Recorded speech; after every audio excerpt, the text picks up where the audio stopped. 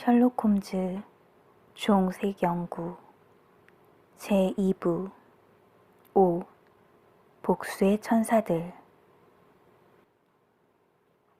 그들은 밤새도록 복잡한 좁은 길과 돌들이 깔린 울퉁불퉁한 길을 달렸다.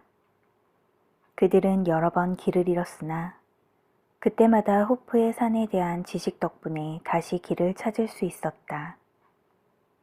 아침이 되자 훌륭하지만 황량한 경치가 눈앞에 펼쳐졌다. 사방에는 눈을 이고 있는 산봉우리들이 그들을 둘러싸고 서로의 어깨 너머로 멀리 있는 지평선을 바라보고 있었다. 그리고 길 양옆에는 병풍 같은 바위가 우뚝우뚝 솟아있고 그 위에는 낙엽송과 소나무가 머리 위를 덮을 정도여서 바람만 불면 머리 위로 쏟아져 내릴 것 같았다. 이러한 걱정이 터무니없는 것은 아니었던 것이 메마른 골짜기에는 이렇게 떨어진 나무들과 돌들이 여기저기 널려 있었다. 그들이 지나갈 때도 커다란 바위가 요란한 소리를 내며 떨어져서 그 소리가 조용한 골짜기에 메아리 쳤고 지친 말들을 놀라게 해 달리도록 만들었다.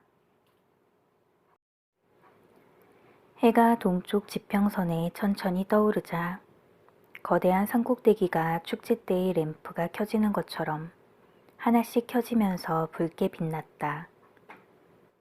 그 장관은 새 도망자의 마음을 즐겁게 하여 그들에게 새로운 힘을 불어넣었다. 좁은 골짜기를 흐르는 급류 옆에서 그들은 잠깐 정지하여 말들에게 물을 먹이고 급히 아침 식사를 했다. 페리어와 루시는 좀 더 쉬고 싶어 했지만 제퍼스노프는 냉혹하게 말했다. 지금쯤 놈들은 우리를 추적하고 있을 겁니다. 모든 것은 빨리 움직이는 것에 달렸습니다. 일단 카슨시티에 도착해서 안전하게 되면 그때는 한없이 쉴 수 있을 겁니다. 그날 하루 종일 그들은 고생하며 좁은 길을 걸었고 저녁이 되자 솔트레이크 시티로부터 30마일은 떨어졌다고 생각했다. 밤이 되자 튀어나온 바위를 바람막이로 삼아 세 사람은 바짝 붙어서 2시간 정도 잠을 잤다. 그러나 그들은 날이 새기도 전에 일어나서 다시 길을 떠났다. 일행은 추적자들을 보지 못했고 제퍼스노프는 그들의 소나기에서 벗어난 모양이라고 생각했다.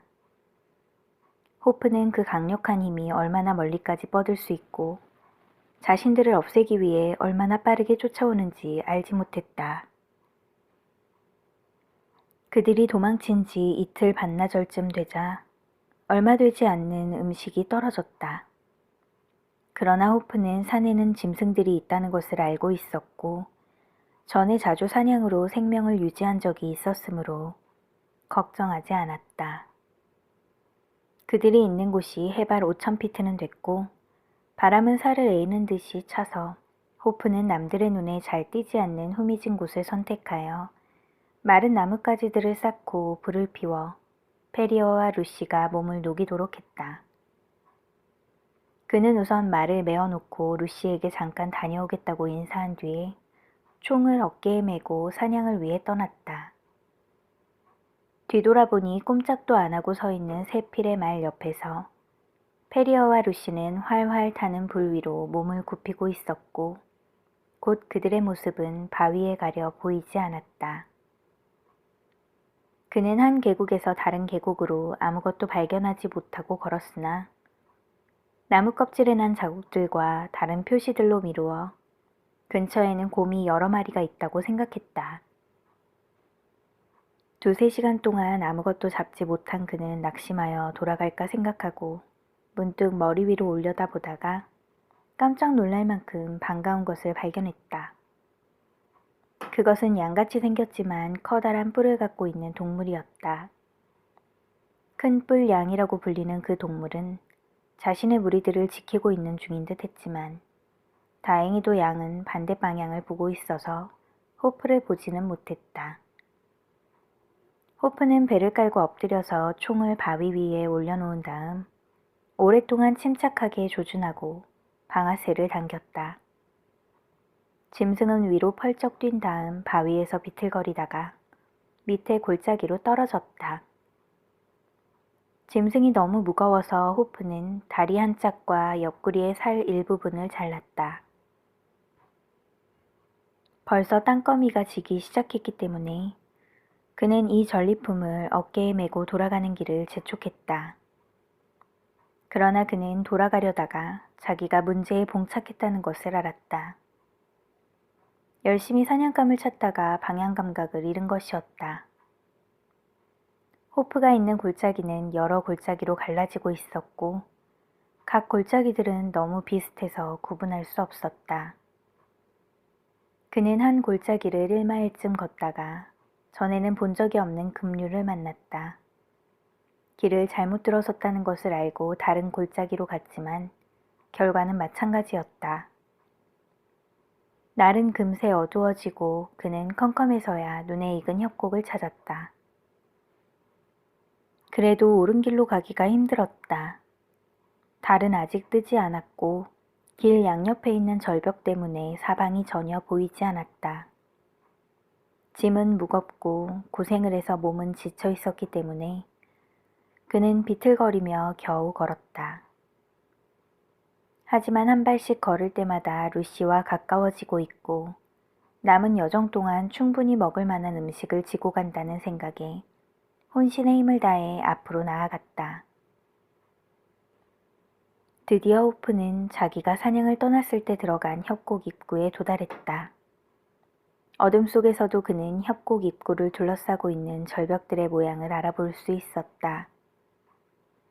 그는 페리어와 루시와 거의 5시간이나 떨어져 있었기 때문에 걱정을 많이 하며 기다리겠다고 생각했다. 호프는 기쁜 나머지 자기가 왔다는 신호로 두 손을 입에 대고 야호 하고 골짜기를 향해 신호를 보냈다. 그는 소리치는 것을 멈추고 귀를 기울여 응답을 기다렸으나 자기 소리만 조용한 골짜기에 여러 번 메아리 쳤다가 되돌아올 뿐이었다. 그는 전보다 더 크게 소리쳤으나 얼마 전에 남기고 떠난 사람들로부터는 아무 응답도 없었다. 어떤 막연한 두려움이 그를 감쌌고 호프는 흥분하며 사냥한 고기를 내던지고 미친 듯이 위로 올라갔다. 모퉁이를 돌자 불을 지폈던 곳이 나타났다. 아직도 벌겋게 불이 남아있는 채가 있었으나 그가 그곳을 떠난 후로는 불을 돌보지 않았다는 것이 분명했다. 사방은 쥐죽은 듯이 조용했다. 걱정했던 일이 사실로 변했다는 확신을 얻은 호프는 급히 앞으로 나아갔다. 불이 남아있는 곳 근처에는 살아있는 것의 모습은 아무것도 없었다. 말과 노인과 여자, 아무것도 없었다. 그가 그곳에 없는 동안 어떤 무서운 재난이 갑자기 들이닥친 게 틀림없었다. 재난은 그곳에 있던 모든 사람과 동물들을 덮쳤으나 흔적은 아무것도 남기지 않았다. 이 일에 큰 충격을 받은 제퍼슨 호프는 머리가 어찔어찔해서 총에 기대어 쓰러지지 않도록 몸을 가누어야 했다.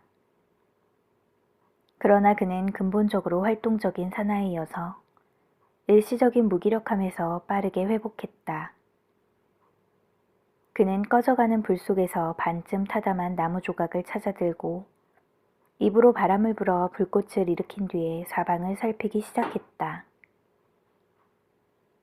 그곳에 난 많은 말 발자국을 살펴보니 말을 탄 많은 사람들이 도망자들을 따라잡은 다음 한참 뒤에 솔트레이크 시티로 돌아갔다는 것을 알 수 있었다. 그들은 그의 동행자 2사람을 다 데리고 간 것일까? 제퍼슨 호프가 그랬을 것이라고 자신을 거의 납득시켰을 때 어떤 무언가를 보고 온몸에 신경이 곤두섰다. 불을 피웠던 곳에서 조금 떨어진 곳에 전에는 틀림없이 없었던 붉은 흙이 약간 두툼하게 쌓여있는 것이 보였다. 그것은 새로 만든 무덤이 틀림없었다. 젊은 사냥꾼이 그곳으로 접근하여 보니 무덤에는 막대가 한 개 꽂혀 있고 막대 끝은 쪼개져서 종이를 끼워 넣은 것을 볼 수 있었다. 종이에 써 있는 글은 간단했으나 핵심을 찌르고 있었다. 존 페리어. 솔트레이크 시티에 살던 이 사람은 1860년 8월 4일 이곳에서 잠들다. 그가 몇 시간 전에 남기고 간 튼튼했던 노인은 죽었고 그의 묘비명은 이것이 전부였다. 제퍼슨 호프는 두 번째 무덤이 있는지 미친 듯이 근처를 둘러보았지만 무덤은 보이지 않았다. 루시는 장로의 아들 중 한 사람의 첩이 되어야 한다는 숙명에 따르기 위해 무서운 추적자들의 손에 이끌려 돌아간 것이다. 자기가 무력해서 그것을 막지 못했다는 생각이 들자 호프는 자기도 늙은 농부가 조용히 쉬고 있는 옆에 눕기를 바랐다. 하지만 그의 활동적인 정신이 절망감에서 생긴 무력함을 떨치게 했다. 호프는 최소한 두 사람을 살릴 수 없다 해도 일생을 복수하는 데 바치겠노라고 다짐했다. 그는 불굴의 인내심과 함께 전에 같이 생활했던 인디언들로부터 배운 집요한 복수심을 갖고 있었다. 꺼져가는 불 옆에 서서 자기의 분노를 푸는 길은 자기가 직접 적들에게 완전한 복수를 하는 것뿐이라고 호프는 생각하고 또 생각했다. 결국 그는 자기의 강한 의지력과 지칠 줄 모르는 힘을 오로지 복수하는 데 쓰겠다고 마음먹었다. 그는 냉혹하고 창백한 얼굴로 떨어뜨렸던 고기를 가지고 와서 꺼져가는 불길을 살린 다음 2, 3일 동안 먹을 음식을 구웠다. 그는 그것을 꾸러미로 만든 다음 많이 지쳐 있었지만 복수의 천사들의 발자취를 따라 산속으로 되돌아갔다.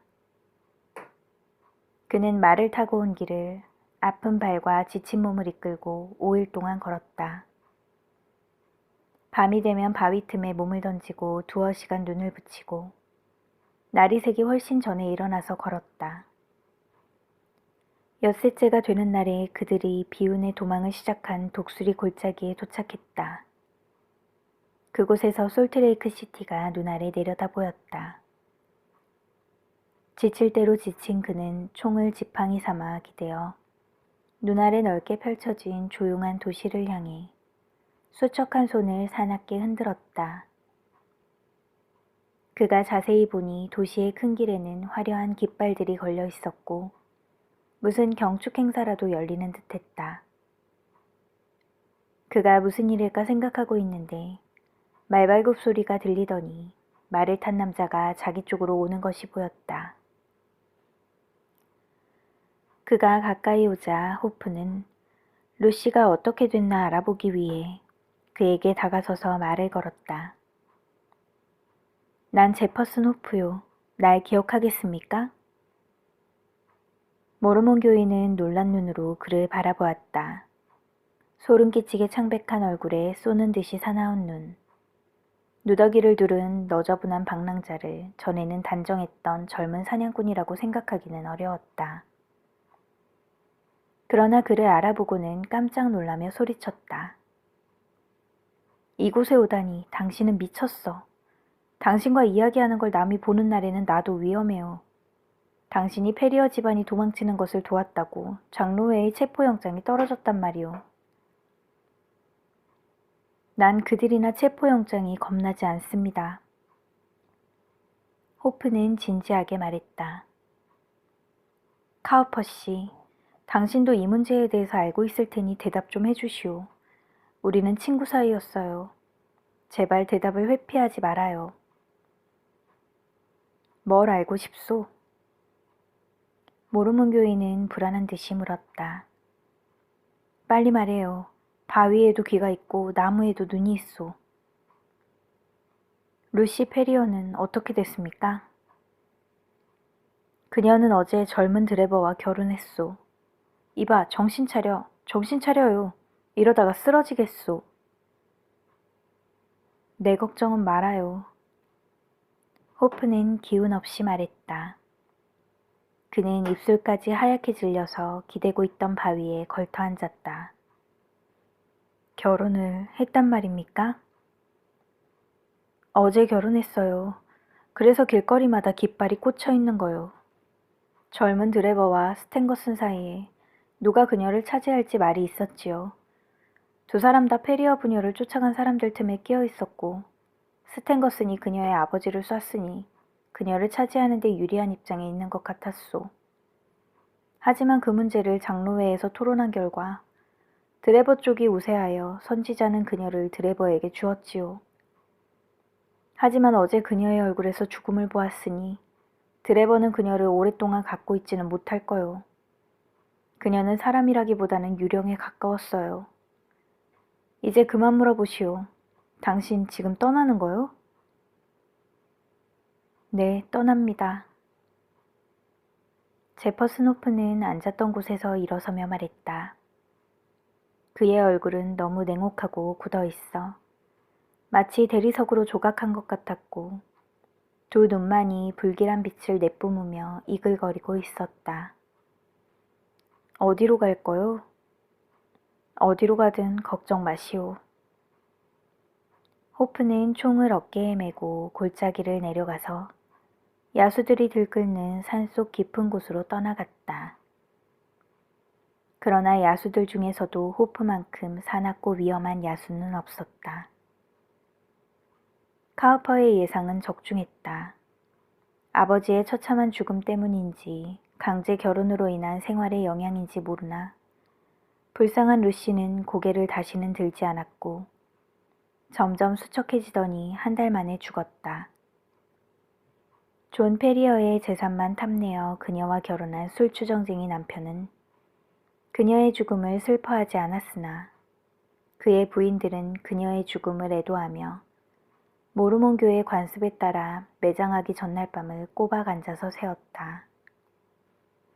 그들이 새벽에 관을 둘러싸고 앉아 있는데 갑자기 문이 열리며 누더기를 걸친 사나운 모습의 남자가 방으로 들어오는 바람에 여자들은 기겁을 했다.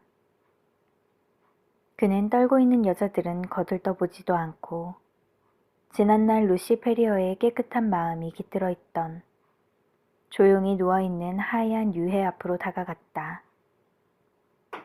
그는 몸을 굽혀 그녀의 차가운 이마에 경건하게 입맞춤한 다음 그녀의 손가락에서 결혼 반지를 뺐다. 반지를 낀 채 매장될 수는 없다. 그는 사납게 말하고 여자들이 놀라 소리를 지르기도 전에 계단을 뛰어내려가서 사라졌다. 그 일은 너무나 순간적으로 일어난 기괴한 일이었다. 신부의 표시인 금반지가 없어졌다는 부정할 수 없는 사실만 없었다면 그 일을 직접 본 사람들조차 믿기가 어려웠으니 다른 사람들에게 그 일을 납득시키기는 더욱 어려웠다. 몇 달 동안 제퍼슨 호프는 산속을 떠돌아다니며 무시무시한 복수의 불길을 가슴에 태우면서 야생에서 생활을 했다. 도시에는 괴상한 사람이 시 외곽을 배회하거나 외딴 산골짜기에 출몰하는 것을 목격했다는 이야기가 나돌기 시작했다. 한 번은 총알이 스탠거슨의 창문을 뚫고 들어와서 스탠거슨으로부터 1피트도 채 되지 않는 곳에 박힌 일도 있었다. 또 한 번은 드래버가 절벽 밑을 지나가고 있는데 커다란 돌이 그를 향해 굴러떨어져서 그가 땅에 납작 엎드려서 처참한 죽음을 피한 적도 있었다. 두 젊은 모르몬 교도들은 누군가 그들의 생명을 해치려는 이유를 알게 되었고 그들의 적을 죽이거나 잡으러 여러 번 사람들을 이끌고 산속으로 들어갔으나 번번이 실패했다. 그러자 그들은 혼자서 또는 밤중에는 집 밖에 나가지 않고 그들의 집을 경비하는 예방 조치를 했다. 얼마 동안 괴상한 사람에 대한 아무 얘기도 들리지 않았고 그를 봤다는 사람도 없어 세월이 그의 원한을 씻어준 것으로 생각하고 경계를 소홀히 했다. 그러나 호프의 원한은 잊혀지기는커녕 오히려 깊어만 갔다. 그는 결코 굽히지 않는 정신을 갖고 있었고 복수심이 너무나 강해서 그의 마음에는 다른 생각이 생길 여유가 없었다. 그러나 그는 무엇보다도 실제적인 사나이였다. 그는 곧 강철 같은 체질도 자기가 쏟고 있는 끊임없는 긴장을 감당할 수 없다는 것을 깨달았다. 위험에 자기 몸을 노출시키고 음식을 제대로 먹지 못한 그의 몸은 점점 쇠약해졌다. 자기가 산속에서 개죽음을 당한다면 복수는 어떻게 되는 것인가? 계속해서 고집을 부렸다간 그런 죽음은 틀림없이 올 것이라는 생각이 들었다. 그렇게 했다가는 적의 의도대로 되는 것이라고 생각하고 어쩔 수 없이 네바다의 광산으로 돌아가서 건강도 되찾고 자기의 목표를 추구하는 데 방해가 되지 않도록 충분한 돈도 만들기로 했다. 그는 길어야 1년만 떠나 있으려 했으나 예측하지 못한 상황으로 5년 동안이나 광산을 떠나지 못했다. 그러나 5년이 지나도 원한의 추억이나 복수를 갈망하는 마음은 생생했다. 그는 자기가 생각하는 정의만 이루어진다면 자기 목숨이야 어떻게 되든 상관없다는 생각으로 변장을 하고 가명을 사용하여 솔트레이크 시티로 돌아왔다. 하지만 그곳에는 나쁜 소식이 기다리고 있었다. 두어 달 전에 모르몬교도 사이에 분열이 생겨 젊은 신도 몇 명이 장로의 권위에 반항하여 유타를 떠나 기독교인이 되었다는 것이다. 그들 중에는 드레버와 스탠거슨도 끼어 있었고 그들이 어디로 갔는지는 아무도 몰랐다. 소문에 의하면 드레버는 많은 재산을 돈으로 바꿔 부자로 그곳을 떠났지만 스탠거스는 그에 비하면 가난한 몸으로 떠났다. 그러나 그들이 어디로 갔는지는 아무도 몰랐다. 복수심이 제 아무리 많은 사람이라도 그런 난관에 부딪히면 복수심을 버리겠지만 제퍼슨 호프는 조금도 동요하지 않았다. 그가 갖고 있는 얼마 되지 않는 자산에다 닥치는 대로 일을 해서 번 돈을 합쳐 그는 적을 찾아 아메리카 전역을 방방곡곡 누볐다. 세월은 점점 흘러 그의 검은 머리는 회색으로 변했지만 그는 그의 생애를 바친 하나의 목표를 위하여 사냥개처럼 끈질기게 헤매고 다녔다. 드디어 그의 인내심은 결실을 맺었다. 창문에 비친 얼굴을 흘끗 봤을 뿐이지만 자기가 찾고 있는 사람이 오하이오주 클리블랜드에 있다는 것을 알았다. 호프는 복수 계획을 완벽하게 세우고 자기의 형편없는 숙소로 돌아왔다. 그러나 드레버도 우연히 창문 밖을 내다보다가 길에 있는 방랑자를 발견했고 그의 얼굴에서 살기를 느꼈다. 드레버는 지금은 그의 비서가 된 스탠거슨을 데리고 보안관에게 급히 가서 옛 연적이 질투심과 원한을 품고 그들의 생명을 위협하고 있다고 고발을 했다. 그래서 제퍼슨 호프는 그날 저녁에 체포되었고 보증인을 구할 수 없어 몇 주일을 감금당했다. 이윽고 그가 풀려났을 때 드레버의 집은 비어 있었고 드레버와 그의 비서는 유럽으로 떠난 다음이었다. 또 한 번 복수는 실패했고 그의 응집된 분노는 호프로 하여금 다시 추적을 계속하게 만들었다. 그러나 자금이 모자랐기 때문에 얼마 동안 다시 일을 해서 다가오는 여행을 위해 동전을 한 푼이라도 모아야 했다. 생명을 유지할 만한 돈을 모은 그는 드디어 유럽으로 떠났다. 호프는 천한 일을 하면서 도시에서 도시로 적을 추격했지만 따라잡지 못했다. 그가 러시아의 세인트 페테르부르크에 도착하니 그들은 파리로 떠났고 그들의 뒤를 쫓아 파리에 도착해서는 그들이 조금 전에 코펜하겐으로 떠났다는 것을 알았다. 덴마크의 수도에 도착했을 때도 그들은 이미 런던으로 떠난 뒤였다. 그러다 결국 런던에서 호프는 그들을 따라잡는 데 성공했다. 런던에서 무슨 일이 있었는지는 늙은 사냥꾼의 말을 직접 듣는 것이 좋을 것이다. 그의 말은 왓슨의 일기에 충분히 기록되었고 우리는 이미 그 일기에 많은 신세를 졌다.